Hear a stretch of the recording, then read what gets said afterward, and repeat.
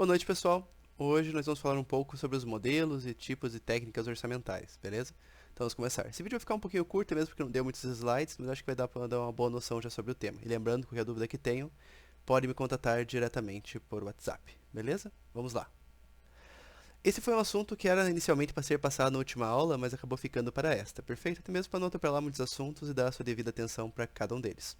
Então, modelo de processo orçamentário. Na última aula nós falamos o que é um orçamento, perfeito? Nós entendemos, em princípio era para entender a importância do orçamento para uma empresa, ok? E falamos um pouco sobre quem são os responsáveis para fazer um orçamento e quais são as etapas envolvidas para se fazer um orçamento, perfeito? Então, nós temos dois modelos principais aqui de processo orçamentário. O primeiro modelo, a controladoria elabora as peças orçamentárias, ou seja, a controladoria mesmo vai lá e elabora cada conta do orçamento ali, podemos chamar de conta nesse caso aqui também, tá bom? Elabora cada, por exemplo, o que cada área vai acabar gastando, ela acaba fazendo levantamentos por dados históricos, entre outras questões. Tá? Tem mais uma maneira de levantar esses dados. Depois ela manda essas peças orçamentárias para o comitê orçamentário, ele aprova e depois é passado para os gestores de cada área o que eles têm que fazer, perfeito? Então eles fazem pequenos ajustes, eles verificam se tudo que está ali está, digamos, de acordo com a realidade. Obviamente, eles não conseguem fugir muito daquilo que já foi descrito pela própria controladoria, ok? Mas eles ainda assim podem fazer seus apontamentos ali e fazer pequenas modificações. O segundo modelo, que ao meu ver, ele tende a ser um pouco mais funcional e um pouco mais assertivo. Primeiramente, os gestores elaboram as peças orçamentárias, ou seja, os gestores mesmo pegam seus dados históricos, tentam prever o que suas áreas vão gastar e dessa forma elaboram o orçamento para a empresa. Perfeito? Entenda como peças orçamentárias realmente todas as partes que compõem o orçamento. Tem diversos tipos de orçamento dentro do orçamento, ok? Tem o orçamento, por exemplo, que você vai gastar com a produção, tem o orçamento que você vai gastar com a área de vendas, cada área vai ter ali o seu orçamento que pode se desdobrar em mais pequenos orçamentos, ok? Dessa forma nós chamamos de peças orçamentárias. Depois que os gestores elaboraram as peças orçamentárias, a controladoria vai lá e aprova as peças orçamentárias dos gestores. Ou seja, os gestores que atuam diretamente nas frentes pegaram e descreveram aquilo que eles vão precisar no próximo período. Isso tende a ser mais eficiente, primeiramente, porque eles têm um conhecimento melhor de suas áreas que qualquer pessoa. Então, a partir do momento que eles elaboram, a controladoria que faz, na verdade, os ajustes, e que posteriormente ele vai passar pelo comitê orçamentário também, eles podem fazer pequenos apontamentos, questionamentos e tentar melhorar ainda mais as peças orçamentárias. Mas, em geral, nesse segundo modelo aqui, que parte dos gestores, depois a controladoria aprova, depois o comitê orçamentário aprova, ele tende a ser mais realista e mais assertivo, ok? Quando parte do sistema basicamente inverso, o que acontece? Normalmente se usa mais dados históricos, e dados históricos podem ser falhos simplesmente porque não representam a realidade atual, ok?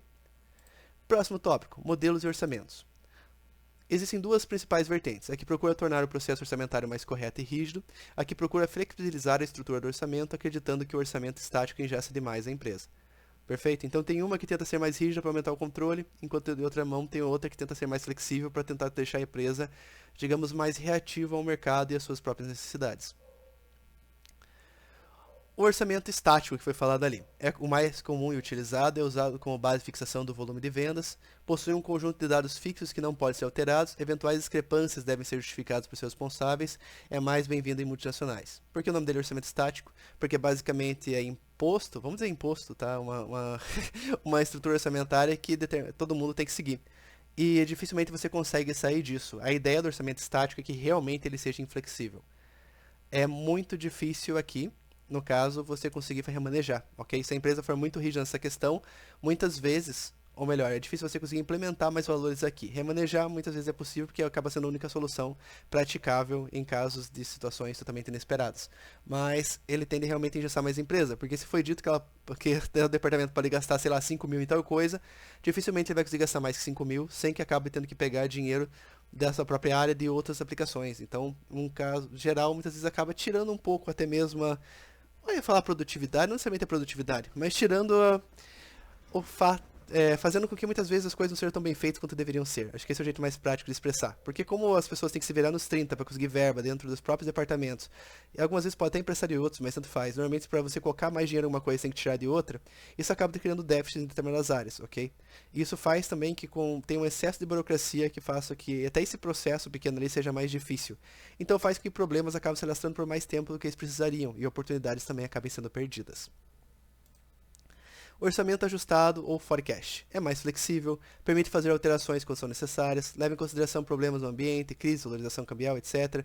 Deve ser feito somente em ajustes quando forem realmente importantes e confirmados. Isso aqui é a parte mais importante dele, tá? O orçamento ajustado ou forecast não é necessariamente um orçamento que não existe orçamento, você pode gastar o quanto você quiser. Existe um orçamento, mas se for justificado porque você precisa de mais dinheiro, normalmente esse dinheiro é cedido, ok? Vai seguir alguma burocracia interna da empresa, vai seguir regras específicas, vai ter que passar provavelmente por aprovações e afins, mas já se tem a premissa de que você pode aumentar. Então isso aqui faz com que você consiga evitar problemas que são feitos no orçamento estático. Então você aqui, por exemplo, consegue adaptar determinadas situações, você consegue pegar e conseguir mais verbas se precisar, caso realmente seja um problema que não consiga ser previsto, entre outras coisas, ok? Então o orçamento ajustado tem suas vantagens ali. Deve evitar alterações ao máximo. Porque, igual foi dito, não é porque ele pode ser ajustado que ele deve ser ajustado todo o tempo. A previsão tem que ser feita o mais exata possível também. Só que aqui, considera-se que os imprevistos acontecem, não é porque tem imprevistos que a gente vai acabar prejudicando uma área ou outra para fazer ela se virar e conseguir verba internamente ali para resolver o problema. Em algumas situações, até mesmo o próprio remanejamento interno acaba não sendo possível, entende? Então acaba gerando grandes problemas e grandes punições, às vezes, até mesmo para quem foi responsável por não conseguir prever aquilo direito, sendo que muitas vezes até as pessoas não têm culpa de não conseguir fazer isso. Orçamento flexível. Só são fixados no orçamento os custos e despesas fixas, semifixos e variáveis. Considere que a quantidade de vendas não deve ser fixada. Isso faz com que os custos e despesas variáveis associados a ela também não sejam. Não quer dizer que você não tenha uma previsão de como esses custos se comportam, mas em geral você só vai considerar os fixos, porque você consegue prever eles com mais facilidade. Você tem contratos fixos para aluguel, às vezes tem contratos fixos para água, e entre outras coisas, mão de obra, etc. Então você consegue ali pegar e saber o quanto vai ser esses gastos no decorrer do ano. Já a parte variável você não consegue. Então você deixa ela de fora, mas você sabe o quanto, por exemplo, o incremento de X unidades produzidas vai afetar os demais custos seus. E como isso se comporta também quando as quantidades vão aumentando, porque normalmente isso não é um crescimento linear. Então ele acaba tendo bastante controle, mas ainda assim ele acaba sendo menos engessado e mais prático ainda. Mas como ele é muito complexo de conseguir ser feito, ou muitas vezes não passa a segurança necessária, ele acaba não sendo tão utilizado assim. Ou seja, esse tipo de orçamento tem como ponto central a perfeição de distinção entre custos fixos e variáveis. Tem que ter um controle dos custos ali bem grandes para conseguir, um controle bem grande, né? Não bem grandes, para conseguir executar ele com maestria. Orçamento contínuo rolling pode ser aplicado ao conceito budget e forecast, sempre tem como base 12 meses, com um mês se encerra, ele é excluído do orçamento e um novo mês no final é incluído. Ele é bem mais trabalhoso, é difícil de se fazer a avaliação contínua. Ele está sempre em constante desenvolvimento e muitas vezes ele vai utilizar conceitos também de ajuste, por exemplo, foi o modelo de forecast, e você sempre vai estar excluindo um mês e acrescentando um novo, então você sempre vai ter 12 meses, ele não vai fechar um período. Isso é prático porque você consegue fortalecer aquela questão que foi falada na primeira aula da cultura orçamentária, a ideia de que a empresa se mobilize para tornar o orçamento uma peça realmente confiável e útil para a organização, ok? Então você tem que continuamente estar trabalhando nesse processo orçamentário, pessoas especificamente envolvidas nisso, e todo mundo acaba tendo mais contato com o orçamento, e dessa forma também você acaba conseguindo obter bons resultados, ok? E por último aqui, técnicas e conceitos. Orçamento de tendências. Utiliza como base os valores obtidos no passado aplicando algum critério de atualização.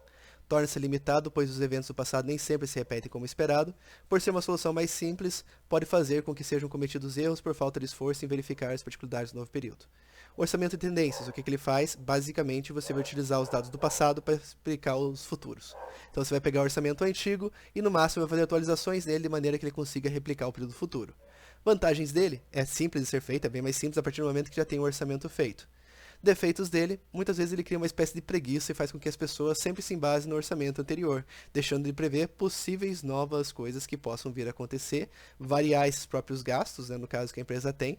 Então alguma coisa pode acontecer no futuro que vai aumentar, sei lá, o custo de matéria-prima, algo assim, e você acaba deixando de prever simplesmente pegando e aplicando um índice ali em cima dos dados antigos que você tinha, perfeito? Orçamento base zero. Tem como filosofia a exclusão de dados passados. Dessa forma, faz com que cada novo período do orçamento tenha que ser feito do zero. Então, passou-se um ano, joga fora e faz de novo, ok? Isso gera um consumo maior de recursos para sua elaboração, ele é mais custoso, mas tem que ser mais assertivo. Por que isso? Simplesmente porque você tem que fazer do zero sempre. Então, demanda uma série de novas análises. Então, basicamente, você vai checar a realidade do zero. Difícil aplicar esse conceito na prática, né? Você ignorar o passado para prever o futuro. Mas, em geral, ele, por mais que ainda tenha assim, uma experiência do passado sendo aplicada aqui, ele tende a conseguir prever melhor as situações diversas que podem acontecer mais para frente, ok?